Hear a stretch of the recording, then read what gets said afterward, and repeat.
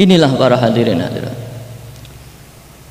Maka itu beliau kan jauh mendauhkan iman yang paling tinggi adalah iman dzauqiyah, iman makrifat kepada Allah, iman merasakan itu sendiri, yang bahkan mungkin keimanan tersebut tidak melalui apa itu informasi, apa itu ilmu, atau mungkin juga tanpa melalui tafakur dan pemikiran. Tetapi jika seseorang telah dikehendaki oleh Allah untuk bisa iman makrifat, musyahadah kepada Allah, maka ia akan betul-betul merasakan keimanan itu sendiri para hadirin. Seperti ketika kita berjumpa dengan harimau, mungkin kita berada di tengah hutan, tidak sengaja berhadapan dengan harimau yang kebetulan harimau ini tadi lapar, maka ketika si harimau melihat kita sebagai mangsa buruan, ia mengaum dengan keras.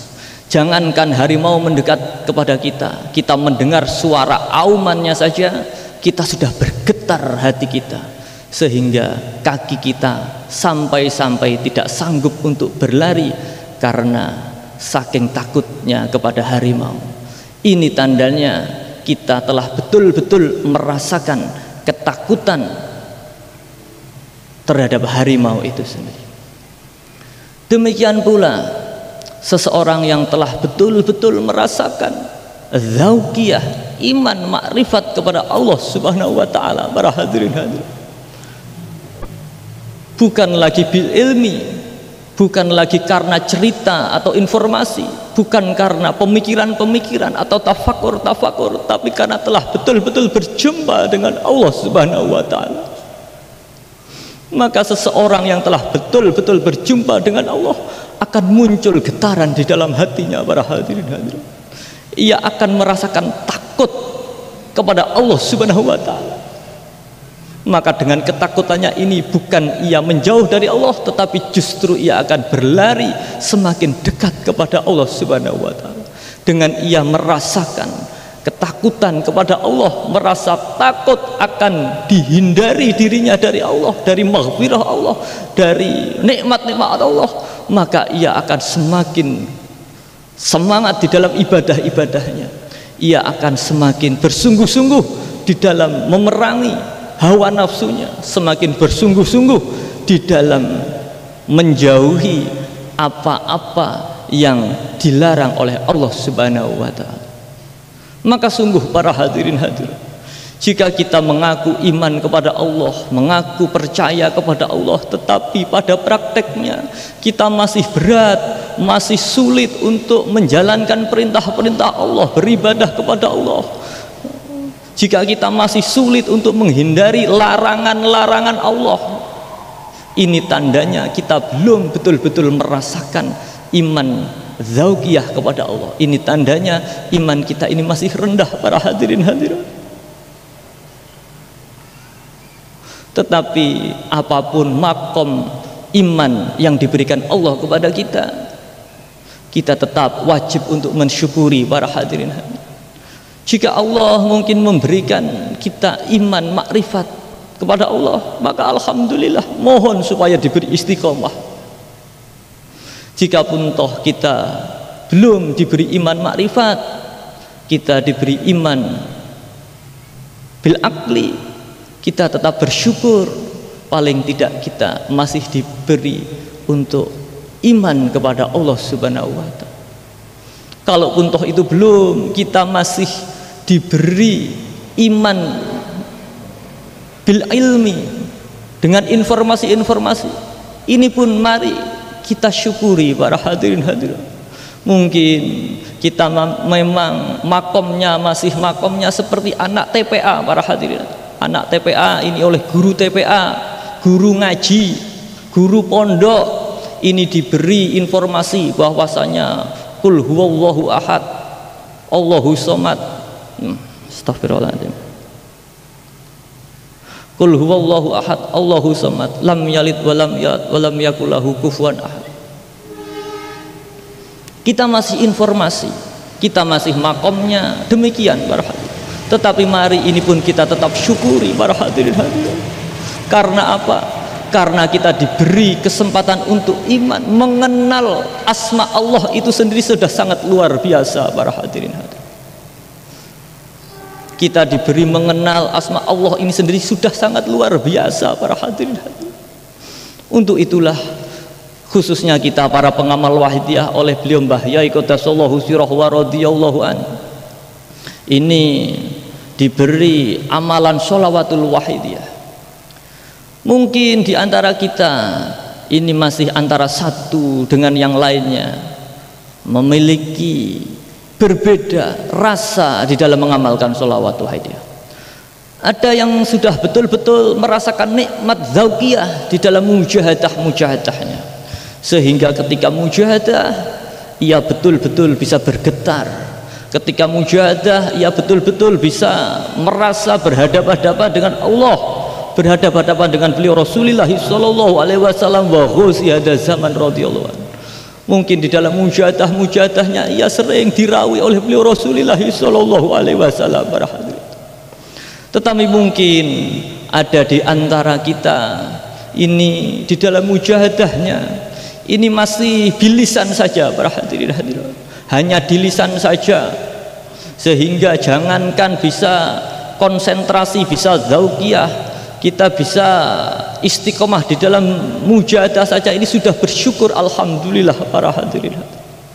Atau mungkin bahkan di antara kita ini masih ada yang baru mengenal salawat wahidiyah, baru mengenal apa itu ya sayyidi ya Rasulullah, ya sayyidi ya Rasulullah, ya sayyidi ya Rasulullah. Ini pun patut kita syukuri para hadirin hadirat. Karena la in syakartum la azidanakum wa la in kafartum inna adzabillahi syadid. Barang siapa bersyukur ini oleh Allah akan ditingkat, bahkan dilipat gandakan nikmat-nikmat yang diberikan. Tetapi jika ia kufur, maka siksa Allah sangat pedih sekali para hadirin. Jika kita bersyukur dengan makom yang diberikan Allah kepada diri kita saat ini, khususnya tentang keimanan kita, tentang wahidiyah kita, maka insya Allah kita memohon supaya nikmat ini ditingkatkan bahkan dilipat gandakan. Tetapi kita harus waspada jika kita kufur, jika kita tidak bersyukur ketika kita telah mengenal sholawat wahidiyah ini para hadirin hadirat. Kita telah mengenal wahidiyah, mungkin ada yang sudah bertahun-tahun, belasan tahun, bahkan puluhan tahun, bahkan mungkin kita dari kecil, dari lahir sudah mengenal sholawat wahidiyah.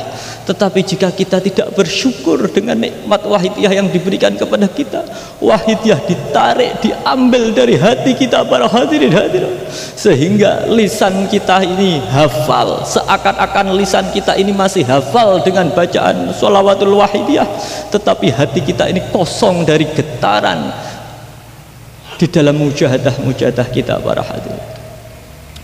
Inilah para hadirin hadirat apa yang diperjuangkan di dalam perjuangan wahidiyah, yakni iman makrifat kepada Allah Subhanahu wa taala.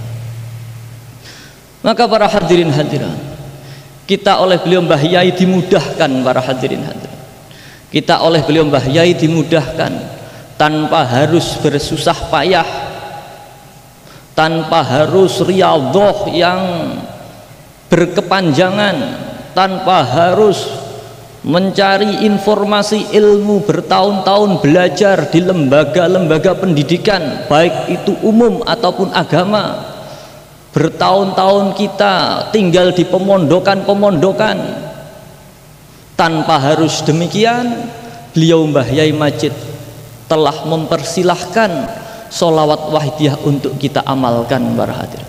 Tinggal kita mau atau tidak untuk mengamalkan sholawat wahidiyah itu para hadirin. Ibarat makanan, kita tidak perlu lagi memasak, kita tidak perlu lagi mencari bahan makanan kemudian mengolah, merebus, memasak dan lain sebagainya. Beliau Mbah Yai telah menyediakan sholawat wahidiyah untuk langsung bisa kita amalkan sholawat wahidiyah tersebut. Sementara banyak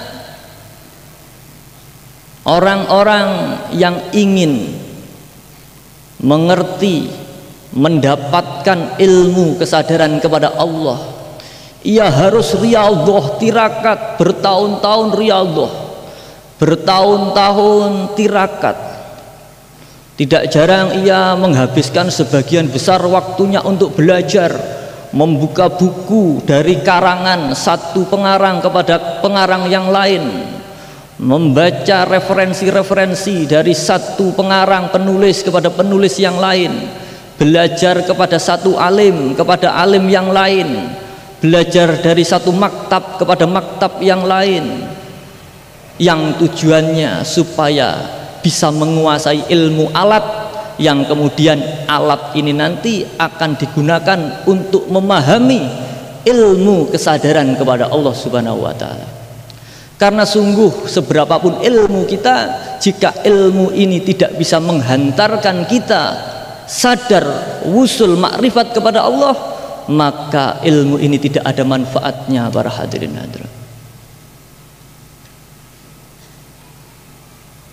Sama seperti ketika kita dihadapkan pada suatu makanan para hadirin hadirat, kita tanpa harus bersusah payah belajar memasak, tanpa harus bersusah payah membuka buku-buku resep makanan, tata cara memasak, tanpa harus bersusah payah menanam sayuran dan lain sebagainya, bahkan sampai sekolah koki dan lain sebagainya. Beliau Mbah Yai Majid telah menyediakan sholawat wahidiyah untuk kita amalkan para hadirin. Apapun ilmu memasak yang kita miliki, jika ilmu memasak ini tidak bisa menjadikan tubuh kita ini mendapatkan gizi yang baik, tubuh yang kuat, faedah dari sebuah makanan, maka ilmu memasak ini percuma para hadirin hadirat. Demikian pula ilmu-ilmu yang telah kita pelajari bertahun-tahun, mulai dari TK, SD, SMP, SMA, bahkan perguruan tinggi, di lembaga-lembaga pendidikan keagamaan, maktab-maktab, berapapun ilmu yang kita miliki, jika ini tidak bisa menghantarkan kita sadar kepada Allah, maka percuma para hadirin. Bahkan tidak jarang para hadirin hadirat, beliau Kanjeng Rama sering mengingatkan, ilmu-ilmu ini jika tidak barokah, semakin banyak ilmu yang kita miliki para hadirin hadirat, ini justru semakin menjauhkan kita kepada Allah wa Rasulihi sallallahu alaihi wasallam para hadirin hadirat. Bahkan kalau perlu ilmu makrifat itu sendiri para hadirin hadirat, semakin banyak kita belajar tentang kesadaran, belajar tentang ilmu-ilmu makrifat, kita terjebak berhenti pada informasi-informasi, kita terjebak berhenti pada keindahan-keindahan, karomah-karomah yang mungkin diberikan Allah kepada kita, sampai kita lupa tujuan kita yang utama adalah untuk mendekatkan diri kepada Allah wa Rasulihi sallallahu alaihi wasallam. Para hadirin hadirat, mari kita introspeksi diri, khususnya para remaja wahidiyah. Kita mengamalkan sholawat wahidiyah, apa niat kita para hadirin hadirat? Kita mengenal sholawat wahidiyah, apa niat kita para hadirin hadirat? Jika mungkin niat kita ini hanyalah untuk sebagai sarana mencukupi kebutuhan-kebutuhan lahiriah kita saja, maka wajar jika berpuluh-puluh tahun kita mengamalkan wahidiyah, tetapi kita masih juga belum bisa merasakan zauqiyah asor dari sholawatul wahidiyah ini para hadirin hadirin. Namun jika mungkin kita sejak dari awal ini sudah betul-betul niat mengamalkan wahidiyah untuk supaya bisa meningkat iman kita kepada Allah wa Rasulihi sallallahu alaihi wasallam, mari kita lihat apakah niat kita ini masih terjaga para hadirin hadirin. Apakah kita tidak terselimurkan dengan keindahan-keindahan di dalam perjalanan-perjalanan kita para hadirin hadirin. Sungguh jika kita terselimurkan, tertipu dengan pemandangan-pemandangan dalam perjalanan kita kepada Allah, kita tidak akan sampai kepada Allah, kita akan berhenti di tempat menikmati pemandangan-pemandangan yang sejatinya ini justru menjauhkan kita dari Allah Subhanahu wa Ta'ala para hadirin hadirin. Untuk itu mari para hadirin hadirin, mari Sholawat wahidiyah yang telah diberikan oleh beliau Mbah Yai kepada kita, yang telah diijazahkan oleh beliau Mbah Yai kepada kita, ibarat makanan ini kita hanya tinggal makan saja para hadirin hadirat. Tetapi jika kita tidak memiliki himmah yang kuat, maka berapa lama pun makanan ada di hadapan kita, kita tidak bisa memakan makanan tersebut para hadirin. Berapapun lama kita mengenal wahidiyah, wahidiyah tidak bisa kita amalkan merasuk ke dalam hati dan jiwa kita para hadirin. Wahidiyah hanya kita pandang sebagai perhiasan, makanan tidak kita makan tetapi hanya sebagai pemandangan saja. Ini jika kita tidak memiliki himmah yang kuat di dalam perjuangan wahidiyah ini khususnya. Mari para remaja, sering didawuhkan himmatur rijal tahtimul jibal, semangat seorang remaja ini bisa menghancurkan gunung, bisa menghancurkan tembok-tembok penghalang, bisa menghancurkan nafsu-nafsu yang menghalangi kita untuk sadar kepada Allah wa Rasulihi sallallahu alaihi wasallam. Tetapi toh demikian, betapapun himmah yang kita miliki, jika Allah tidak berkehendak, maka tidak ada daya dan upaya para hadirin hadirat remaja sekalian. Betapapun kita memiliki tekad yang kuat, jika Allah tidak berkehendak, maka kita tidak akan mendapatkan apa yang kita cita-citakan para hadirin. Seperti sebagaimana yang didawuhkan dalam Al-Hikam, sawabikul himmami la tahriku aswaral qadari.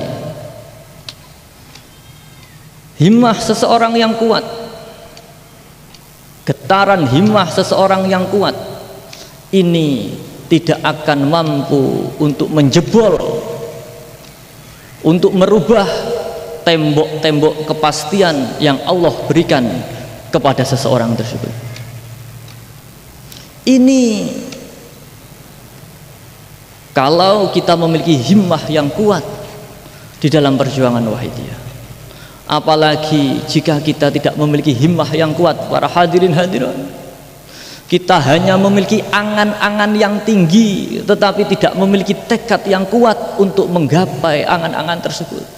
Kita ingin mendapatkan kesuksesan lahiriah tetapi kita malas untuk berusaha.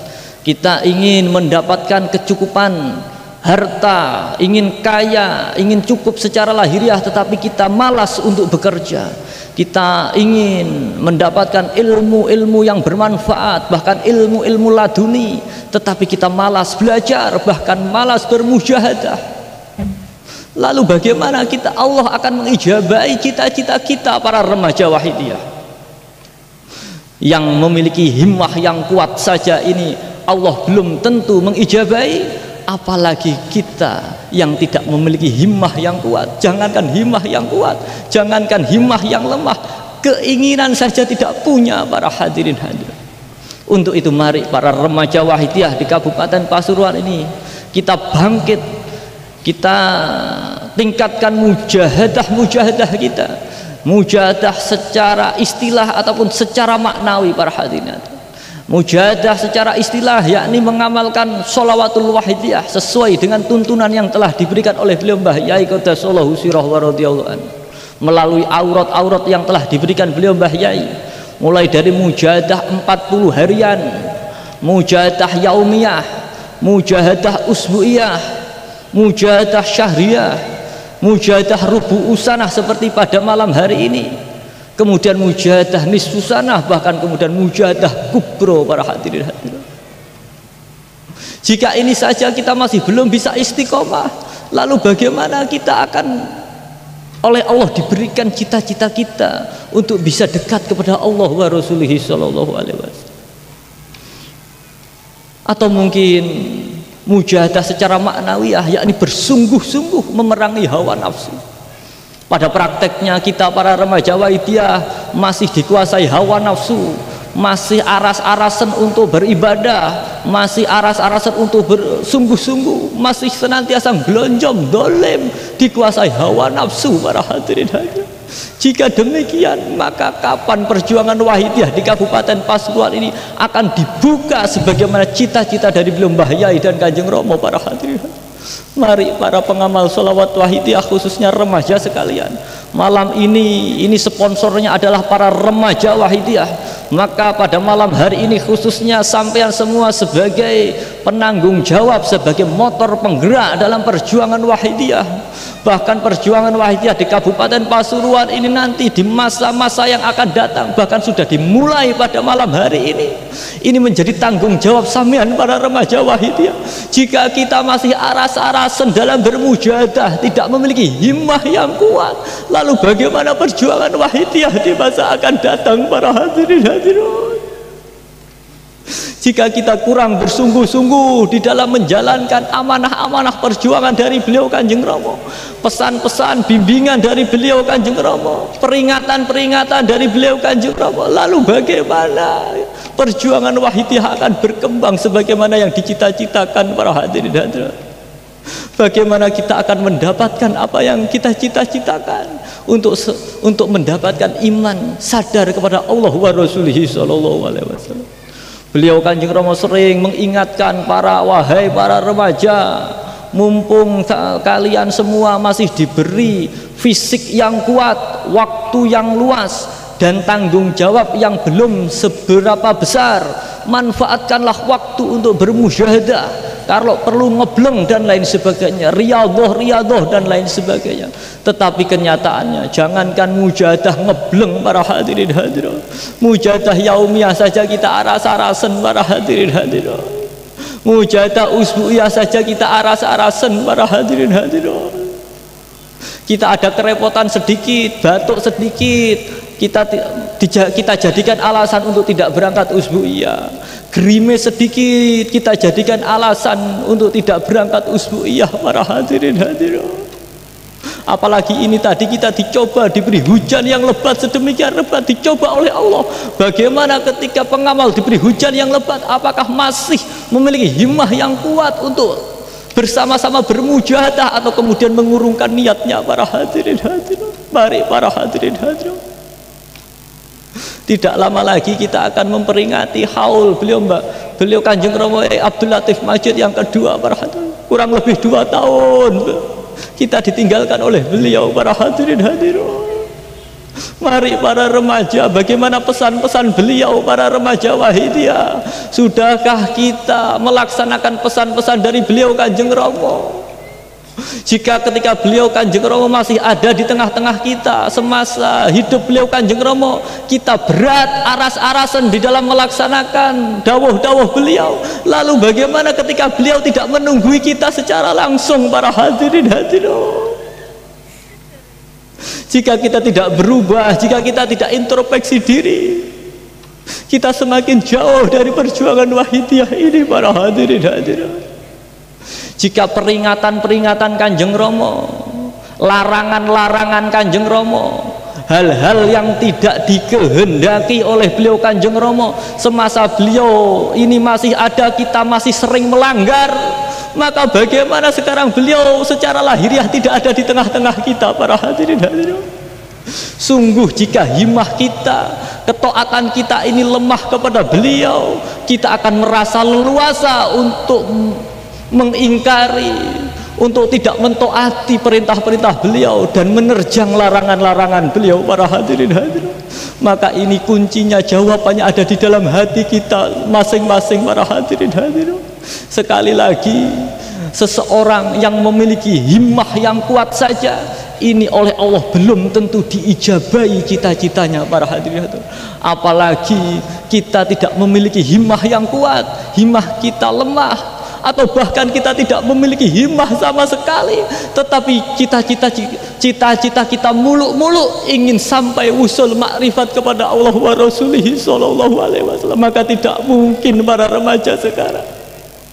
Untuk itu yang kita bisa hanyalah semata-mata gandol, pasrah, gondelan jubah beliau Kanjeng Rama. Mari para hadirin hadirat sekalian, kita dalam acara mujahadah rubuh sana ini, kita tata adab lahiriah terutama batiniah kita. Kita bayangkan malam ini, saat ini beliau hadir di tengah-tengah kita para hadirin hadirat, khususnya para remaja wahidiyah. Beliau mersani melihat kita satu persatu, mana pengamal wahidiyah yang himmahnya masih kuat berjuang dalam perjuangan wahidiyah, mana remaja wahidiyah yang sudah mulai gelonjong berlarut-larut dikuasai hawa nafsunya, mana pengamal wahidiyah yang masih semangat di dalam melaksanakan bimbingan-bimbingan, aurat-aurat mujahadah, tuntunan-tuntunan mujahadah, mana yang sudah mulai aras-arasan bahkan semakin jauh dari perjuangan wahidiyah. Beliau rawuh, beliau mersani mana pengamal wahidiyah yang masih taat untuk menjauhi apa-apa yang dilarang oleh beliau Kanjeng Rama, atau pengamal wahidiyah yang merasa sudah tidak diawasi secara lahiriah sehingga nerak larangan-larangan beliau Kanjeng Rama. Beliau mersani kita para hadirin hadirat. Untuk itu mari kita mohon ampunan, sekaligus kita mohon doa restu beliau, jangkungan doa restu beliau. Kita mohon supaya kita diberi istiqomah di dalam mengamalkan sholawatul wahidiyah ini. Mari kita bawa keluarga kita para hadirin hadirat, baik keluarga kita yang masih hidup, terutama keluarga kita yang sudah di alam kubur, kita aturkan aduh Kanjeng Rama, jangan sampai kami bersama keluarga kami tidak panjenengan ikut sertakan dalam daftar-daftar pengamal wahidiyah yang panjenengan sowangan dumateng beliau Mbah Yai Qaddasallahu sirah wa radhiyallahu anhu Kanjeng Rama. Doakan kami supaya diberi istiqomah dalam perjuangan wahidiyah bersama keluarga, anak keturunan kami senantiasa derek gandol panjenengan dan Mbah Yai ila yaumil akhirah, sehingga kami diperkenankan diajak sowan kepada Allah wa Rasulih sallallahu alaihi wasallam wa ghusi hada zaman radhiyallahu anhu. Al-Fatihah.